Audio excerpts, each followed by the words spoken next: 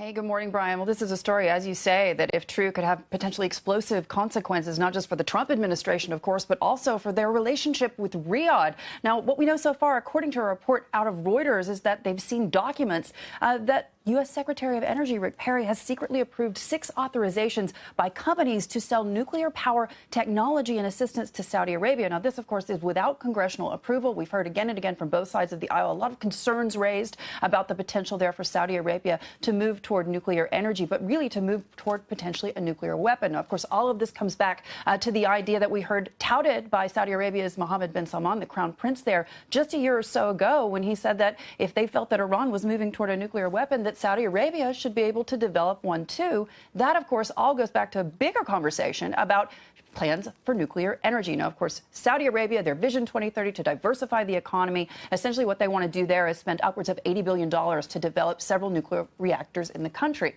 Of course, this all goes down to whether or not they'll use U.S. technology to get that done, and of course, whether or not they'll be willing to sign the 123 agreement, which would essentially say that they're not going to be enriching uranium and moving toward any kind of nuclear weapon. And so far, from what we've heard from the Saudi side, they don't really have any interest in doing that. And from the U.S. side, there's so many concerns about nuclear proliferation in the region. So a lot of attention you can expect on this story in the coming days, Brian. Yeah, in fact, the GAO, the General Accounting Office of the U.S. government, has really said they're starting to investigate a little bit whether or not the proper legal steps in the Trump administration were followed in order to get this deal done. So this is a deal that is going to be scrutinized here. What's the commentary there?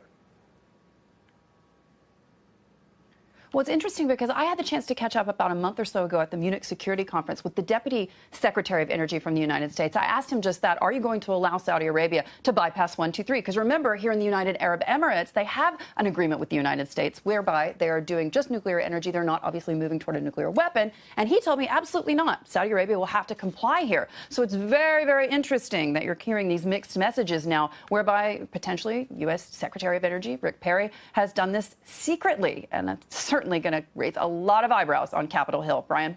All right, Hadley Gamble in Abu Dhabi. Hadley, thank you very much.